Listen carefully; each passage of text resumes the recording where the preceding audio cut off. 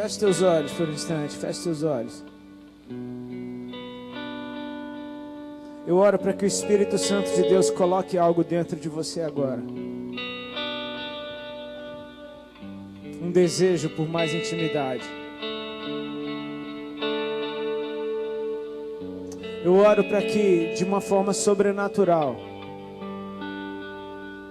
Deus possa mudar as tuas referências aqui nessa noite.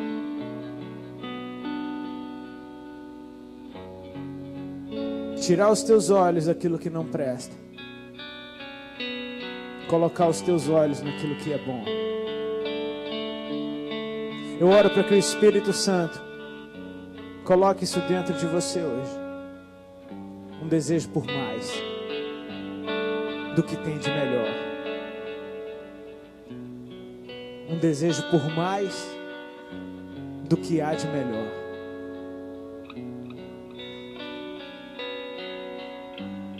Pode ficar de boa. Eu queria falar algumas coisas para vocês.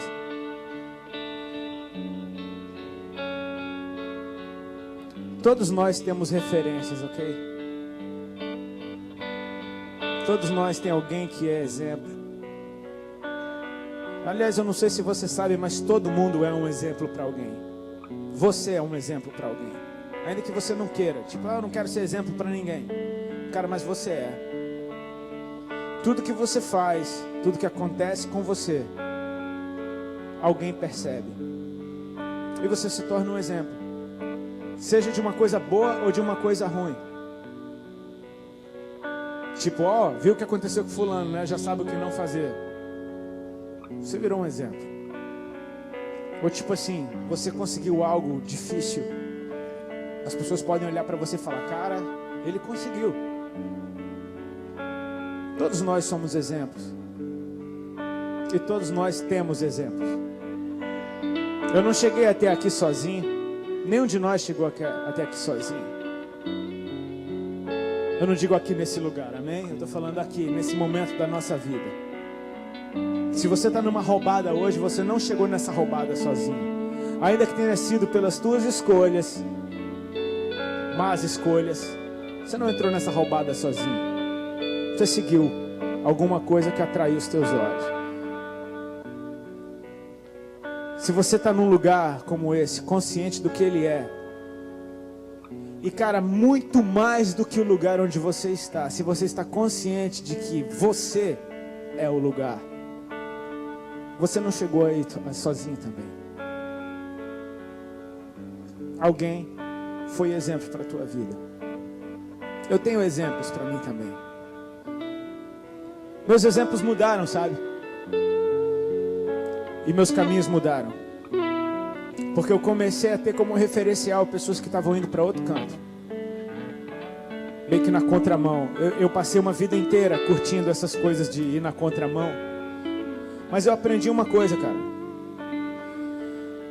É só um jogo de palavras, mas se você vai na contramão, você bate e morre. Ou você mata alguém. Eu prefiro colocar contra o fluxo. Amém? Você não está indo para o mesmo lugar. Essas pessoas que talvez nem saibam disso, essas que são referência para mim, talvez nunca vão saber. Me influenciaram e me tiraram do lugar onde eu estava. E hoje eu sou o que eu sou, estou onde estou.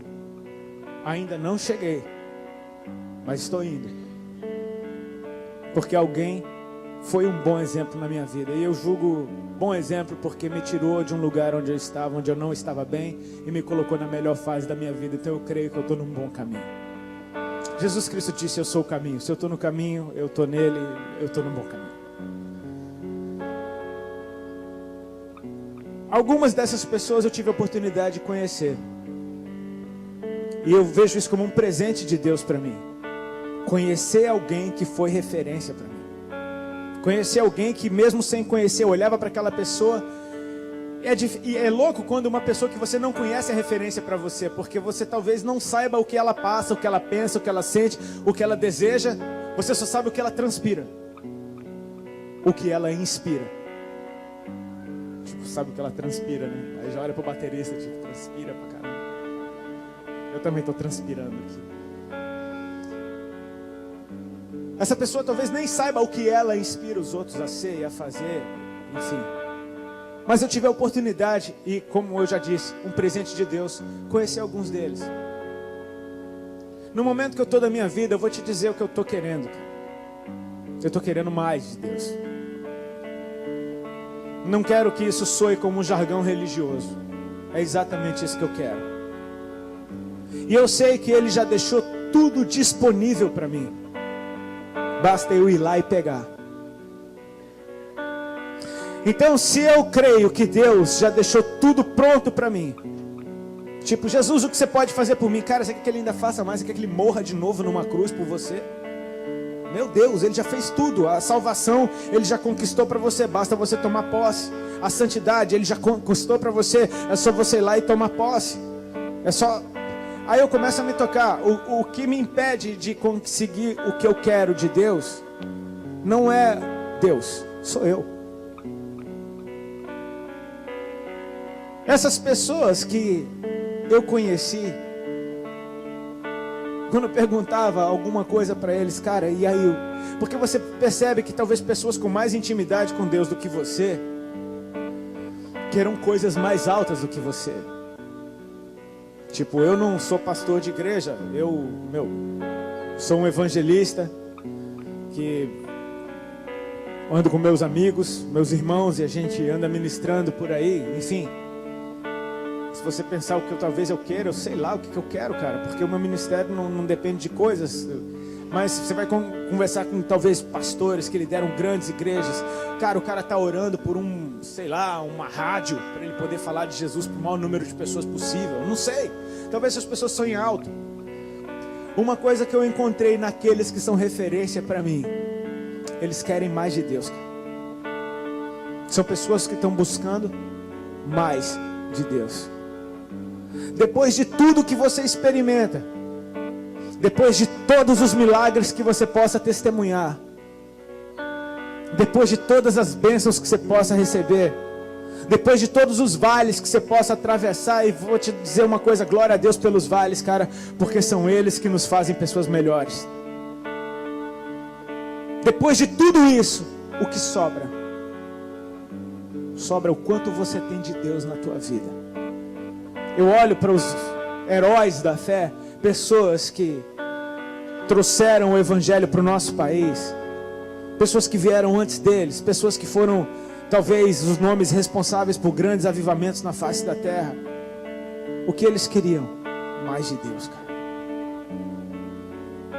E se eu for voltando até a igreja, até aquele grupo meio sem pé nem cabeça que eram os discípulos de Jesus, cara, os caras que andaram com Jesus 3 anos e ainda assim tinham alguma dificuldade para entender quem Ele era. O que esses caras gostariam de ter? Eu não imagino o tamanho da tristeza que eles sentiram no dia que eles viram Jesus morrer naquela cruz. Porque eles eram algumas pessoas que fizeram a loucura de largar tudo por Cristo. Amém? Vocês estão me ouvindo? Eles largaram tudo por Jesus. A vida deles, que eles tinham antes de Cristo, eles não tinham mais. Eles deixaram ela por Cristo. Uma vez que muitos discípulos foram embora de Jesus, Jesus virou para os 12 e perguntou: vocês não vão embora também? Pedro respondeu para Jesus: para onde nós iremos, Senhor? Se só tu tens as palavras de vida eterna. Tipo assim, ainda que eu não entendi nada do que o Senhor falou, eu estou aqui, não tem para onde ir. O Senhor é o meu lugar. Imagina a tristeza que esses caras sentiram quando eles viram Jesus morrer. Jesus que tantas vezes, cara, escapou das mãos dos judeus, tantas vezes perigos incríveis. Eles viram Jesus andar por cima das águas, cara. Eles viram Jesus acalmar a tempestade. Eles viram Jesus ressuscitar mortos. Talvez existisse uma expectativa dentro deles, tipo, cara, ele não vai morrer nessa cruz, ele vai fazer alguma coisa, tem alguma coisa para acontecer. E sabe o que aconteceu? Ele morreu. Imagina os caras. Você imagina o nível mais profundo de tristeza? Tipo, minha vida acabou. Ele era a minha vida, acabou. Só que a loucura começa aí. 3 dias depois, Uma das mulheres que foi ao sepulcro volta correndo, desesperada, com os olhos arregalados, com alegria, com um sorriso. E mulher é ótima para contar notícia. Eu creio que é por isso que ele se manifestou primeiro a alguma delas. E ela fala: ele ressuscitou, ele está vivo, ele apareceu para mim. Os caras saem correndo, desesperados. Ou ela está louca, é bom ser verdade. Sai correndo, vão até o sepulcro, está aberto. A pedra estava rolada de lado, os lençóis estavam dobrados no pé da cama. A cama eterna, cama perpétua. Eles voltam para o lugar onde eles estavam. E de repente, sem tocar a campainha, sem bater na porta, eles ouvem uma voz: a paz seja convosco. E eles olham, está lá Jesus, cara, vivo, inteiro, só trazendo as marcas dos pregos nas mãos. E já veio perguntando, tipo, para quebrar o gelo: vocês têm alguma coisa de comer? Vamos comer. Vamos comer junto, vamos ficar junto. Aconteceram algumas coisas depois que Jesus morreu. E uma das coisas mais interessantes e tristes que aconteceu é que todo mundo dispersou. Foi cada um para um lado. Na hora que ele foi preso, uma galera já deu área.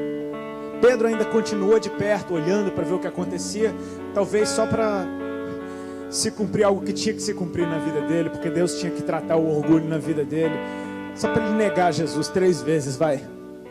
Judas se matou. A galera deu área, vazou todo mundo. E agora Jesus ressuscita, aparece para aqueles que estavam com medo. E agora a notícia começa a se espalhar. Um discípulo começa a contar para o outro. E melhor do que isso, Jesus começa a aparecer para os caras. Tinha 2 indo pelo caminho de Emaús, trocando ideia a respeito daquilo. Jesus, com o senso de humor dele, entra no meio da conversa. Fala, tá, me conta aí o que é que foi isso, o que aconteceu. Os caras: você não sabe? Você é doido, você não sabe? Não sei, me conta. Eles começam a falar do que tinha acontecido. E Jesus começa a explicar para eles: tinha que ser assim, vocês não lembram das escrituras? Ele não avisou. Os caras: fica com a gente, vem comer com a gente. Tudo bem, passa a noite aqui com vocês. Eles não tinham reconhecido. Até que a hora que Jesus partiu o pão, as escamas dos olhos caíram. Eles viram que era Jesus. E Jesus desapareceu. Caramba, meu. O que é isso? Volta para Jerusalém, cara. Tem alguma coisa que vai acontecer lá. Agora ele está trazendo todo mundo de volta. Os que estavam dispersos, ele começa a trazer de volta. Ele começa a trazer de volta. E por um período de 40 dias, do dia que ele ressuscita até ele subir aos céus, ele ficou aparecendo para os seus discípulos, confirmando as coisas que ainda não eram certas nos corações deles. Ajuntando, repete comigo: ajuntando. Ajuntando, amém? Pega aquele lá, cadê aquele? Traz ele de volta. Cadê aquele outro que se perdeu? Vem cá, volta aqui, cara. Onde é que você está? Tá louco? Volta aqui, ele ressuscitou. E agora é muito mais fácil crer que ele é Deus, porque ele venceu a morte. Agora ele está lá, ressuscitou. Ele está no meio dos caras. Ele chama os caras então um dia no monte e ele fala: olha,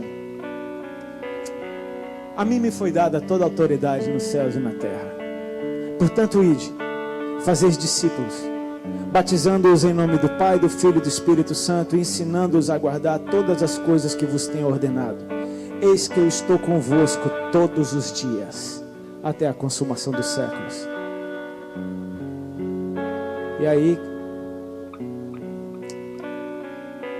ele começa a subir. Ele começa a subir. E eles vão olhando. Ele começa a subir, ele começa a subir, eles estão olhando. Juntos, olhando para o céu, até que uma nuvem encobriu Jesus e os caras continuaram lá.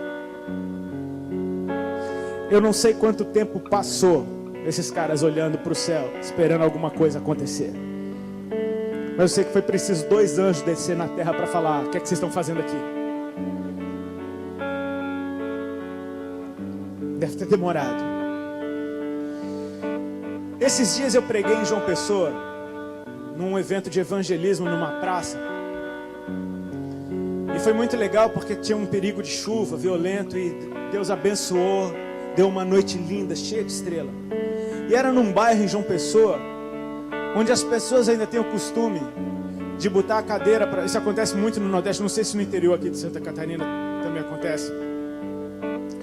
Mas as pessoas ainda têm o costume de não cair da tarde, todo mundo bota a cadeira na calçada e fica lá trocando ideia, meio da noite. Tem alguns lugares que não dá para fazer isso, senão você vai ser assaltado, né? Mas ainda tinha esse costume. Foi muito massa pregar aquela noite, meu, com o melhor teto de igreja que eu já vi na vida. Era um céu estrelado, uma lua cheia, coisa mais linda. E dava vontade de você falar: igreja, vire não para o irmão que está do seu lado, mas vira para o céu e dá uma olhada. Que beleza que está esse negócio hoje.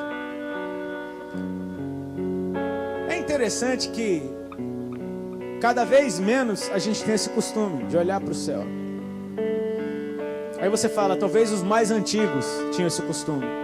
Ontem eu estava surfando com um amigo meu e a gente contando de um tempo que a gente não viveu. A gente falando dos anos 70 no surf. Cara, nos anos 70 eu não nascia, não surfava. Mas a gente vê uns documentários e pensa: pô, aqueles caras parece que se divertiam mais. E um dos assuntos que a gente tocou a respeito é: eles não tinham previsão de onda. Que hoje a gente tem previsão de onda, a gente sabe onde vai estar quebrando, quando, a qual praia vai estar. Os caras não tinham nada disso. Não tinha nem acesso às praias direito. Era no olhômetro, cara. Eles tinham que aprender com os pescadores a olhar para o céu e tentar ler o que está escrito no céu. Cara, o vento sul está soprando, talvez mude tudo. A lua, papo de pescador. Quanto tempo faz que a gente não para olhar para o céu? Talvez seja bobo nos nossos dias e no nosso contexto social fazer isso, porque a gente vive na cidade, cara. E na cidade você olha para o céu, você não vê muita coisa. Agora, se você for para uma chácara, para uma fazenda, para uma praia deserta, você vai se impressionar com o show que o céu dá toda noite. Parece aquelas ilustrações de pregador, mas quando tem menos luz aqui embaixo, a gente enxerga melhor a luz que está lá em cima. Se você está num lugar onde não tem poste, não tem farol, não tem lâmpada acesa, você enxerga o céu muito melhor. Você pensa, talvez seja coisa dos antigos, eles faziam isso. Alguém aqui já parou para pensar que talvez o povo antigo tivesse mais fé porque eles não tinham tanta coisa para fazer? Alguém já pensou nisso? Tipo assim, também os caras não tinham o que fazer, meu? Vai orar, né? Vai ter fé. Alguém já pensou? Ou só eu? Por favor, pelo amor de Deus, alguém me ajuda. Se desse lado ninguém me ajuda, eu venho para esse lado. Alguém me ajuda, por favor, aqui. Parece que os antigos, eles não tinham tanto o que fazer. Então assim, meu, vou fazer o quê? Ou faz filho, ou vai ter fé. Cara, na real, tem uma coisa certa nisso, mas não é falta do que fazer. Porque se você pensar, os antigos tinham que fazer muito mais coisa do que a gente faz hoje. Eles não tinham supermercado para ir lá comprar comida, eles tinham que pegar uma arma e caçar. As mulheres, um filho no braço, outro no outro na barriga, ainda tinha que cuidar da comida. Talvez a galera tivesse muito mais o que fazer do que a gente tem. Mas uma coisa com certeza eu te digo: eles tinham menos distração. E distração é uma coisa perigosa, cara. Porque quando você está distraído, alguma coisa acontece do teu lado e você não percebeu. Alguma coisa acontece e você não experimentou. Alguma coisa ruim pode acontecer e você não se ligou e não se protegeu. Distração é uma coisa difícil, porque quando a gente arruma alguma coisa para se distrair, significa que a gente perdeu o propósito. Eu quero trazer vocês para um texto que está aqui na Bíblia, rapidinho.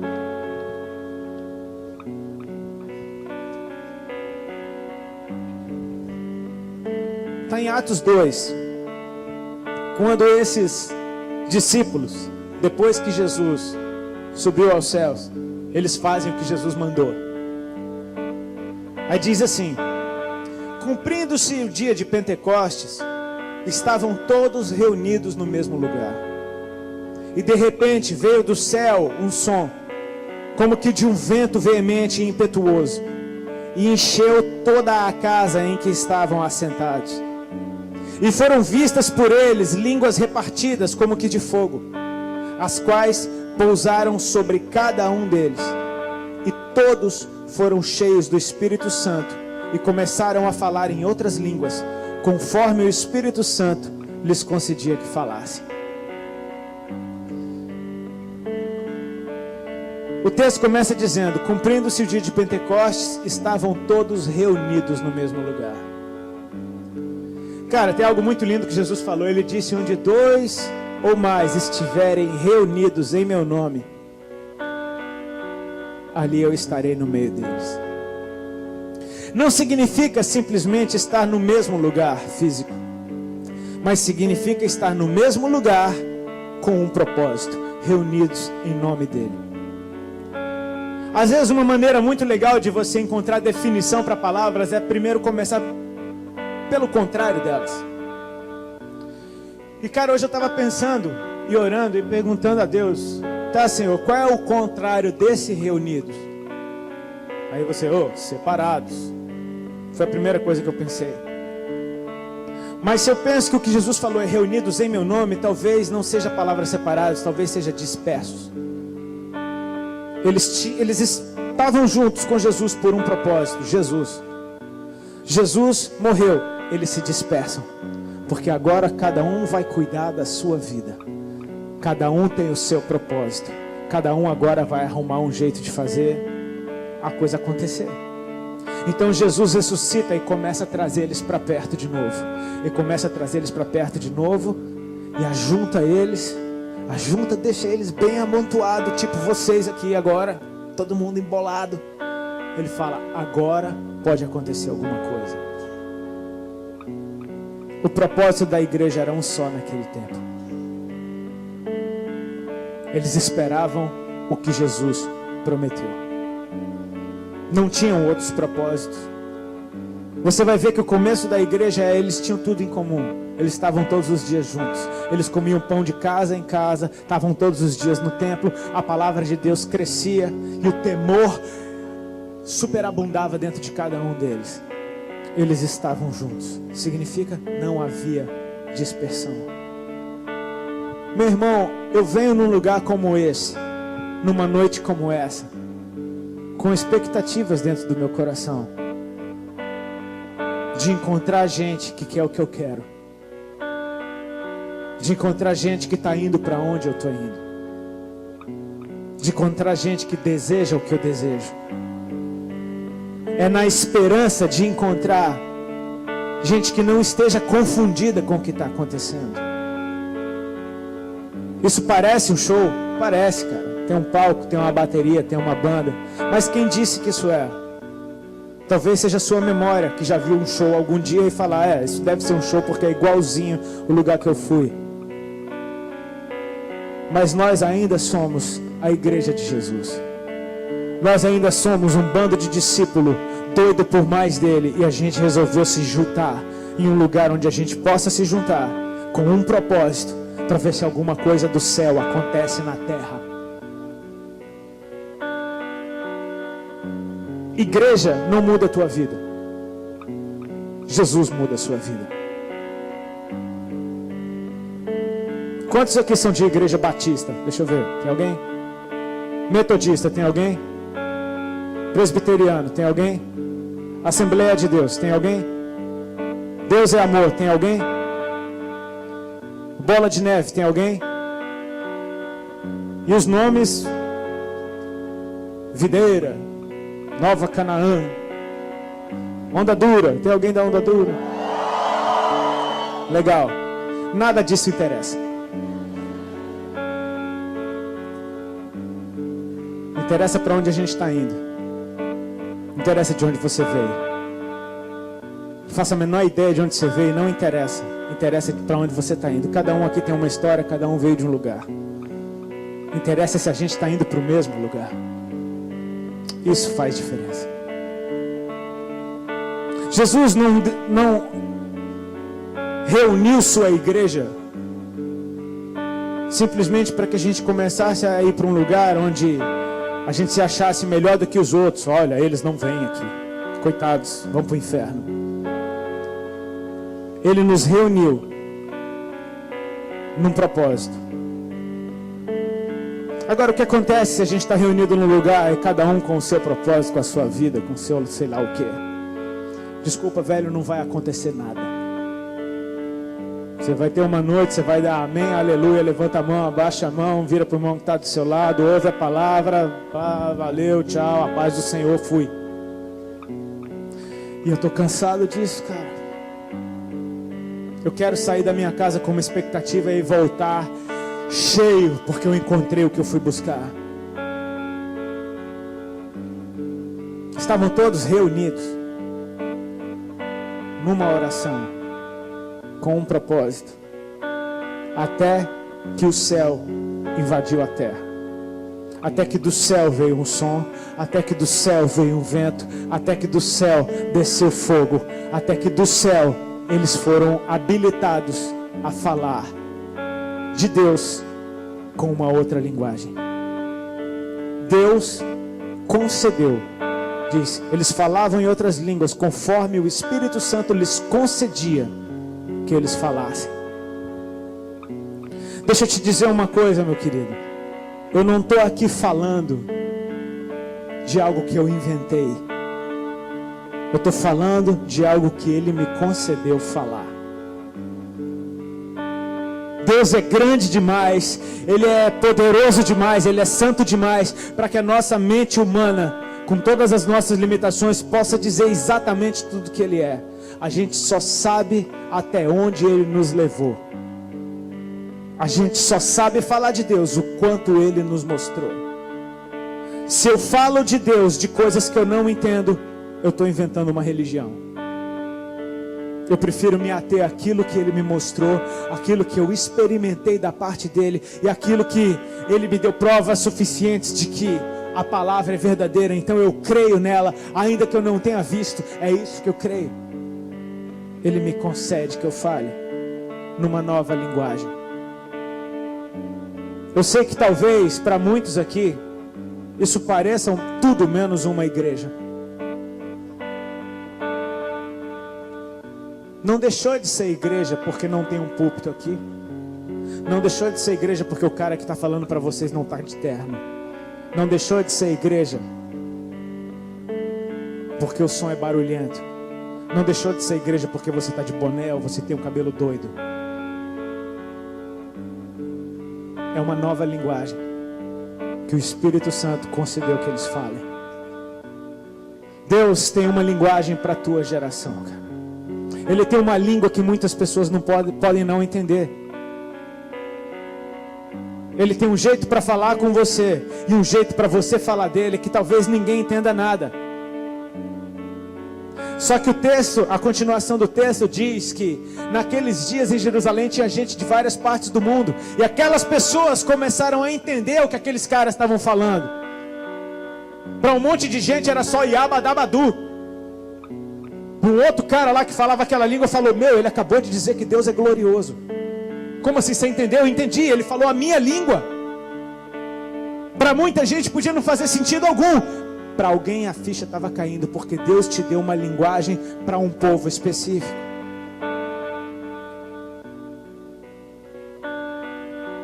Nada vai acontecer enquanto a gente não se reunir com um propósito. Em nome de Jesus. Não é em nome do meu ministério, não é em nome da minha placa, não é em nome da minha cidade, não é em nome do meu bairro, em nome da minha denominação. É quando eu me reunir em nome dEle. E para eu me reunir em nome dEle, sabe o que é que tem que acontecer? Eu tenho que perdoar. Porque talvez eu esteja tendo que me reunir com gente que me ofendeu. Talvez eu tenha que andar junto com gente que eu não tinha a menor afinidade. Já imaginou, cara? Deus mandar você pregar para os pagodeiros, bro. Tu, imagina? Nossa. Se Ele te deu a língua, já imaginou você acordar um dia? Meu Deus, minhas pernas não estão me obedecendo, o que é isso? Deus pega? Não sei, eu estou brincando. Mas se eles falavam em línguas estranhas, você concorda comigo que não era a língua deles? Você concorda comigo que a língua não era a que eles falavam? Então você já se imaginou sendo usado para falar de Deus? Para quem, Senhor? Sei lá, para qualquer pessoa que não seja como você. Você tem que passar por cima de você para chegar lá.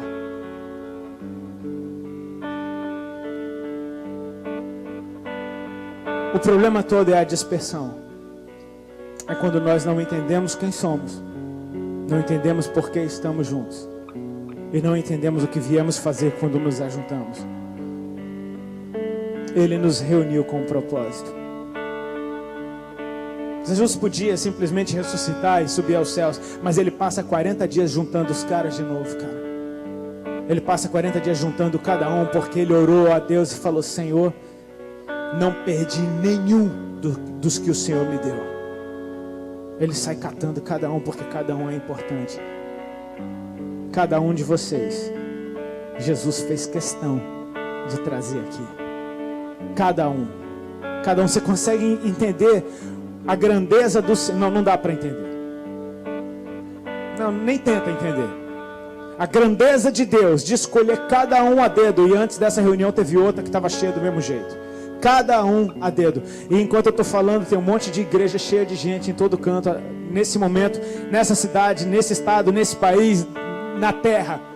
Um monte de gente se ajuntando. Cada um ele escolheu. Ele foi trazendo. E sabe por que eles vieram?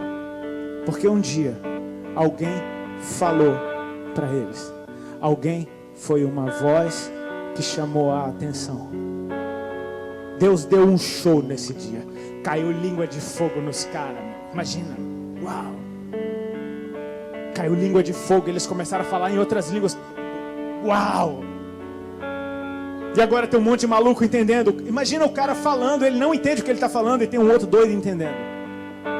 Eu conheci um cara que teve uma experiência dessa. O pai dele teve. O pai dele era pregador nos Estados Unidos, num porto. E o pai dele pregava para os marinheiros, em inglês, todos os dias. E depois tinha ping-pong, sinuca, comida, essas coisas. Ele tinha essa oportunidade. Ele disse que depois de um culto um dia, e o pai dele era super tradicional, não cria em dons do Espírito, não, essas coisas. É para aquele tempo, bababá, bababá. Ele pregou e veio um bando de marinheiros, uns 6. E começaram a falar com ele numa língua que ele não entendia.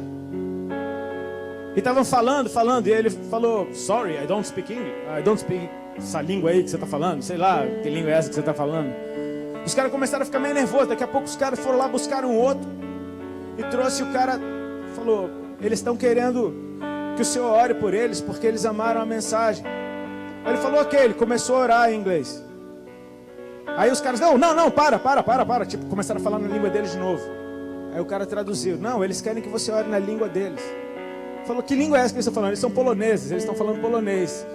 Mas eu não falo polonês. Aí o cara traduziu: Ele não fala polonês. Aí os caras: Como assim que não fala polonês, meu? Ele pregou em polonês. Aí falaram: O senhor pregou em polonês? Ele: Não, eu preguei em inglês. Não, eles ouviram na língua deles. Naquele dia a vida daquele pastor mudou, porque ele pregou em inglês. Os caras entenderam em polonês. E os caras foram aceitar Jesus e queriam oração.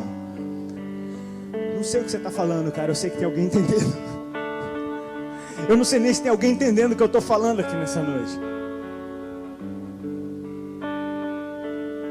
Eu sinto o Senhor querendo fazer assim, ó. Ajuntar. A gente não sabe o que vai acontecer. A gente só sabe de uma coisa: quando a gente se reúne num propósito, o céu pode tocar a terra. A adoração mais poderosa que eu já ouvi, cara, não era do melhor ministério de adoração, não era da igreja que tinha o melhor som, era do lugar onde todas as vozes estavam adorando a Deus, onde não tinha dispersão. Pode reunir um grupo de 10 pessoas, se as 10 estiverem adorando a Deus, cara, elas dão um banho em qualquer multidão. É estar reunido num propósito. Talvez Deus tenha me trazido aqui nessa noite para ser mais um que vai falar uma coisa para você. Não simplesmente para você dizer: Deus me tocou naquela noite, mas para que você esteja junto, para que você faça parte do que Deus quer fazer na terra. Os céus são os céus do Senhor, mas a terra Ele deu aos filhos dos homens. Cara, Deus vai fazer alguma coisa aqui através dos filhos dele. E Deus te deu a oportunidade de fazer parte do que Ele está fazendo. Aquele grupo de discípulos não instruídos cheios de incertezas, receberam o Espírito que pousou sobre Jesus. E agora eles incendiaram a terra. E 2000 anos depois, nós estamos falando de acordo com o Espírito Santo nos concede falar. Eu queria chamar a tua atenção para o fato de que você não está aqui à toa, como aquelas pessoas estrangeiras em Jerusalém não estavam ali à toa. Depois você lê o texto em Atos 2. Muitas das pessoas que ouviram aquelas línguas estranhas chegaram a pensar, não, eles estão bêbados. Até que Pedro se levanta no meio dos discípulos e começa a explicar pelas escrituras o que estava acontecendo. Ele não demorou muito falando. Eu sei que a Bíblia conclui o texto dizendo que naquele dia 3.000 almas se entregaram a Cristo. Você concorda comigo que cada um daqueles 3.000 foi escolhido pelo Senhor para estar ali naquele lugar? Houve um acréscimo na igreja de 3.000 almas. A igreja cresceu 3.000 a mais. Eles não eram agora os estrangeiros que ouviram Deus falar, eles agora eram a igreja também. A igreja cresceu porque pessoas chegaram com um propósito. O Senhor nos reuniu aqui para te dizer que Ele te escolheu. Curva a tua cabeça e fecha os teus olhos, meu irmão.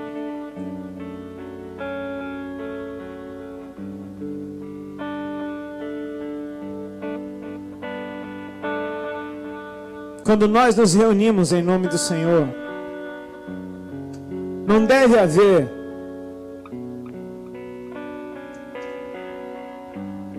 nada mais alto do que tê-lo, do que experimentá-lo. O problema é que muitos se reúnem em nome de si próprio. Então as igrejas hoje parece que viraram um amontoado de gente pedindo coisa para Deus. Eles não querem Deus, eles querem as coisas que Deus pode dar. Eles querem uma solução, eles querem um milagre, eles querem isso, querem aquilo. Tudo coisa que Deus pode dar mesmo. Mas o céu toca a terra, capacitando para que a terra seja transformada quando se reúnem, não por causa das coisas, só por causa dele. Então deixa eu concluir te dizendo uma coisa: Ele é tudo que você precisa. Ele é tudo que você precisa.